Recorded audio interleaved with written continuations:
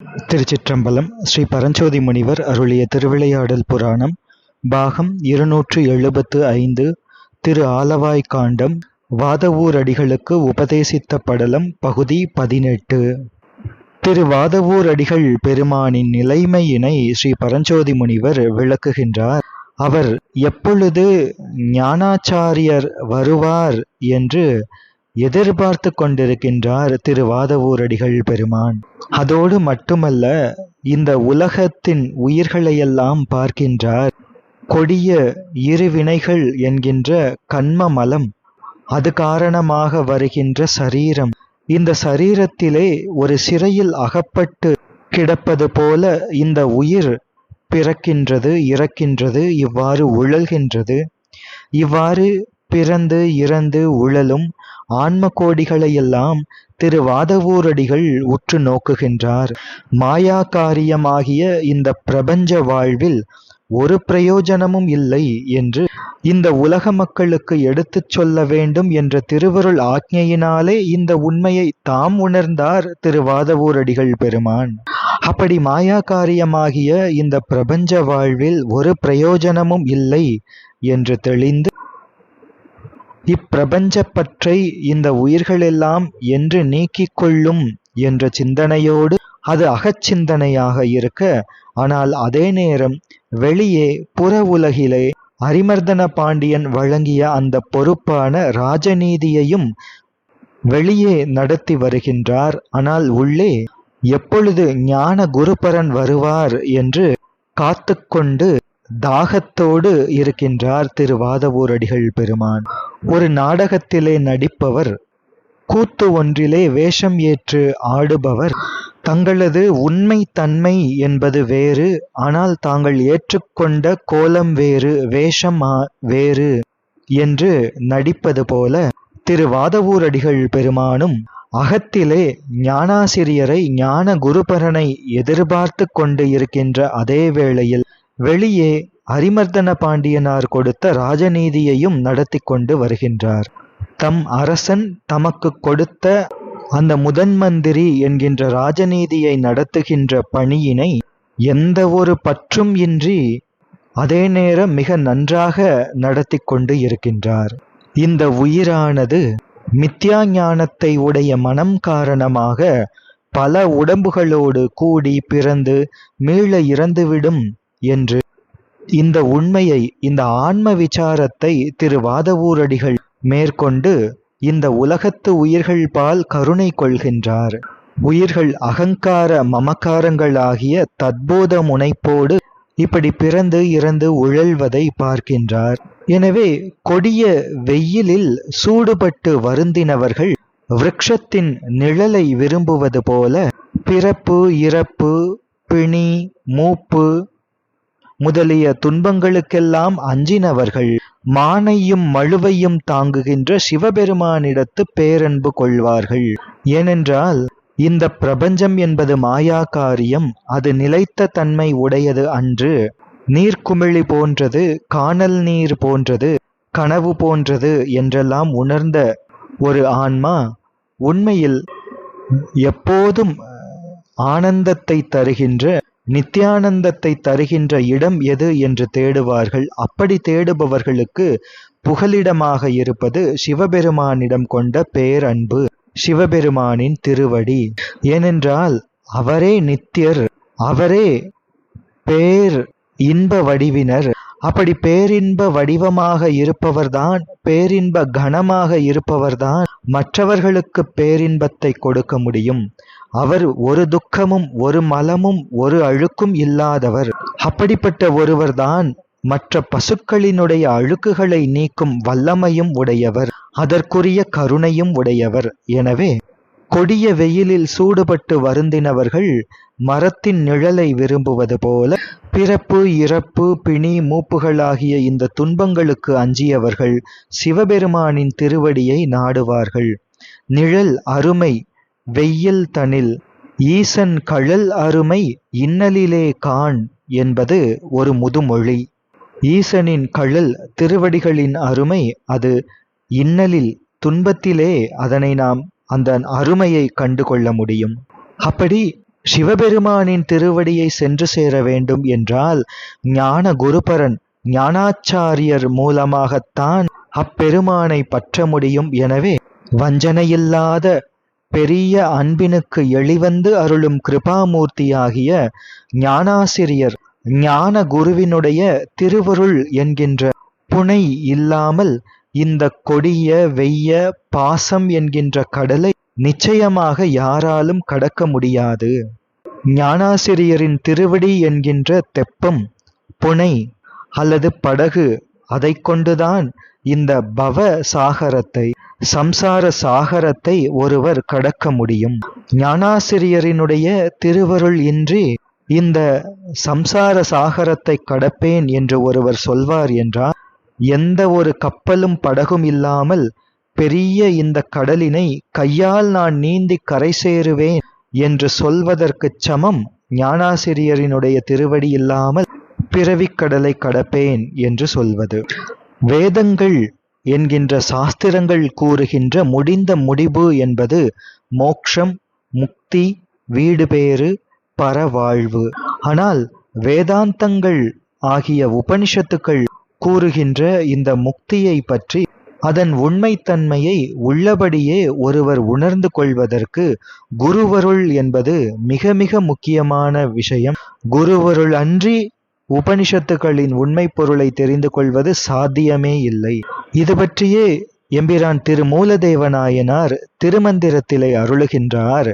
திருநெறியாவது சித் அசித் அன்றி பெருநெறியாய பிரானை நினைந்து குருநெறியாம் சிவமாம் நெறி கூடும் ஒரு நெறி ஒன்றாக வேதாந்தம் ஓதுமே என்று கூறி காட்டியிருக்கின்றார். உபனிஷதங்களிலே பொது உபனிஷத், பொது சிறப்பு உபனிஷத், சிறப்பு உபனிஷத் என்று 3 வகை உண்டு. ஜாபாலம் முதலான உபனிஷத்துக்கள் பொதுப்பட உண்மைகளை சொல்பவை. சாந்தோக்கியம் முதலான உபனிஷத்துக்கள் பொது சிறப்பு என்ற வகையிலே வரும். அதர்வசிகா, அதர்வசிரம், ஸ்வேதாஸ்வதரம், கைவல்யம் முதலான உபனிஷத்துக்கள் முக்தி நிலையை பற்றி மிக முக்கியமான பேசுகின்ற உபனிஷத்துக்கள். எனவே இவை சிறப்பான உபனிஷத்துக்கள் ஆகும். எனவே உபனிஷத்துகளுக்கு உண்மை பொருள் காண்பவர்கள் சிறப்பு இயல்பினை உடைய உபனிஷதங்களுக்கு தக்கவாறு மற்ற உபனிஷதங்களை பொருட்படுத்திக் கொள்ள வேண்டும். அதற்கு குருநெறி என்பது மிக மிக இன்றியமையாதது. இந்த வேதங்களை நோக்க ஆகமங்கள் அதற்கு பாஷ்யமாக அமைந்தபடியால் அவை சிறப்பு இயல்பினை உடையவை. ஆகமங்களின் ஞானபாதத்தையும் கூட ஒருமைப்படுத்தி பொருள் கொள்ள வேண்டியதற்கு சத்குருவின் வாசகம் மிக அவசியம். சத்குருவின் வசனமின்றி பொருள் கொள்ள முடியாது. சத்குருவின் வசனமின்றி இந்த வேதாந்தங்களுக்கும் ஆகமாந்தங்களாகிய சிவாகமங்களுக்கும் சத்குருவின் வசனமின்றி அதனை உணர்ந்து கொள்வேன், பொருளை தெரிந்து கொள்வேன் என்று முயற்சிப்பவர்கள் உப்பு தண்ணீரை பருகி தாகத்தை தணித்து கொள்வேன் என்று சொல்பவர்களை போன்றவர்கள். எனவே குரு திருவருள் இல்லாது உண்மை உணர்தல் என்பது தெளிவுபடாது. இதனையே அஞ்சனமேனி அறிவையோர் பாகத்தன் அஞ்சொடு 23 ஆகமம் அஞ்சலி கூப்பி 66 அஞ்சா முகத்தில் அரும்பொருள் கேட்டதே என்ற திருமந்திரம் உணர்த்துகின்றது. எனவே ஞானம் என்பது லௌகிக நூல்களினால் அமைவது அன்று, வேத உபனிஷத்த ஆகமங்களினால் உணரப்படுவது. அப்படி உணரப்புகும் இடத்து சத்குருவின் திருவாசகத்தாலே உணரப்பட வேண்டும். எந்த ஒரு சாஸ்திரத்திற்கும் நாமே நேரடியாக படித்து பொருள் கொண்டால் அது விபரீதமாகத்தான் இருக்கும். இவ்வாறு வேதாந்த ஆகமாதிகள் எடுத்துரைக்கும் முடிந்த முடிவான ஞானத்தை தெளிவுபுற உணர வேண்டும் என்றால் அது குருமுகமாக அறியப்பட வேண்டும். அப்படி குருமுகமாக அறியப்படுவதுதான் சந்தேகங்களையும் விபரீதங்களையும் நீக்கி அனுபவத்திற்கு நம்மை ஆளாக்கும். அப்படி சந்தேக விபரீதமில்லாத அனுபவத்திற்கான உண்மை நெறி அல்லது ஞான நெறியை கூறுவதே சாஸ்திரங்கள் ஆகும். ஞானம் என்பது வீடு பயக்கும் உணர்வு. அதாவது மோட்சத்திலே இச்சை ஏற்படுவதுதான் அந்த உணர்வுதான் ஞானம். இன்னும் ஞானம் என்பது ஈசன்பால் அன்பு என்று ஞானப்பால் உண்ட ஆளுடைய பிள்ளையார் அருளுகின்றார். சைவாகமங்கள் கூறுகின்ற சைவ நாற்பாதங்கள் சரியை, கிரியை, யோகம், ஞானம். இதில் ஞான தவநெறி என்பது சரியை முதலான 3 மார்க்கங்களையும் மேற்கொண்டு நடந்தால் அவைகள் சோபானமாகி படிக்கட்டுகளாகி உதவி நம்மை ஞான மார்க்கத்திலே கொண்டு சேர்க்கும். இதனை ஞான மார்க்கம் அல்லது சன்மார்க்கம் என்று சொல்வார்கள். ஞான மார்க்க நெறி என்பது எல்லா கலை ஞானங்களும், புராணங்களும், வேத சிவாகம கர்மகாண்ட செய்திகளும், மற்றைய சமய சாஸ்திரங்களும் ஆராய்ந்து அதன் பயனாக பலவிதமாக சொல்லுகின்ற அவற்றின் பொருள்களெல்லாம், அவற்றின் உண்மைத்தன்மைகளை எல்லாம் கண்டு அவை எல்லாம் கூறுவது பதிபசு பாசம் எனப்படும் முப்பொருள் உண்மை என்று தெரிந்து இந்த பதிபசு பாசம் இவைகளின் தடஸ்த லட்சணங்களையும் அதிலே பசுபாசங்கள் அல்லாத பதியின் ஸ்வரூப லட்சணத்தையும் தெரியச் செய்கின்ற ஞான சாஸ்திரங்களை ஆச்சாரியனிடத்து கேட்பது, கேட்டவாறு சிந்திப்பது, சிந்திக்கையில் காணப்படுகின்ற ஞாத்ரு, ஞானம், ஞேயம் என்ற திரிபுடி நிலைமையினை கடந்து இந்த 3ம் அற்று அத்வைதமாய் இயைந்த அகண்டாகார சச்சிதானந்த பிழம்பான சிவபெருமானிடம் நிர்விகல்ப ஞானத்தால் வழிபாடு செய்வது. இது அறிவுத் தொழில் மாத்திரையால் நிகழ்வது. அவ்வாறு சரியை, கிரியை, யோகம் என்ற தவங்களை முற்றுவித்த ஆன்மாக்களுக்கு, இந்த சகல வர்க்கத்து ஆன்மாக்களுக்கு அந்த சிவ பரம்பொருளே மானுடச் சட்டை தாங்கி குருபரனாக எழுந்தருளி ஞானத்தை உணர்த்துவார். சூரியன் சந்நிதியில் சூரியகாந்த கல்லில் நெருப்பு விளங்கித் தோன்றுவது போல ஞானசாஸ்திர பொருளை உபதேச முறையால் சொல்லும் தகுதி கொண்ட ஞானாசிரியன் திருமுன்னே வந்து தன்னுடைய சீடனுக்கு, மாணாக்கருக்கு உணர்த்தும்போது கேட்டல் அறிவு, ஸ்ரவணம் என்ற ஞானத்தின் முதல் பாதம் விளக்கப்படும். அப்போது முதல்வனாகிய பதியும், அப்பதியின் உள்ளே பசுவும், அப்பசுவின் உள்ளே பிரபஞ்ச வடிவமாக இருக்கின்ற பாசமும் நிர்விகற்பமாய் தோன்றும். மேலும் பதி உயிருக்கு உயிராய், அணுவே ஓர் அண்டம் என்று உவமிக்கலாம்படி சிறிதாய் நிற்கும் நிலையும், எல்லா பொருளினும் மேம்பட்ட வியாபகமாய் அண்டமும் ஓர் அணு என்று கூறும்படி பெரிதாய் எங்கும் நிறைந்து நிற்கின்ற நிலையும் நிர்விகல்பமாய் விளங்கித் தோன்றும். அப்படி ஞானாசிரியரினுடைய, ஞான குருபரனினுடைய கிருபையினால் மாணாக்கனினுடைய அறிவு விளங்கித் தோன்றுகின்ற நிலைமை ஞானத்தின் முதல் பாதமான இந்த ஸ்ரவணம் என்கின்ற கேட்டல் ஞானம். இதையே வேகம் கெடுத்தாண்ட வேந்தன் அடிவெல்க என்று ஸ்ரீமத் மாணிக்கவாசக சுவாமிகள் சிவபுராணத்திலே அருளியிருக்கின்றார். புலையனேனையும் பொருள் என நினைந்து உன் அருள் புரிந்தனை புரிதலும் கழித்து தலையினால் நடந்தேன் என்றும் அருளுகின்றார். இந்த ஞானாச்சாரியாரினுடைய அவசியத்தை திரு வள்ளுவதேவநாயனாரும் திருக்குறளிலே அருளியிருக்கின்றார்.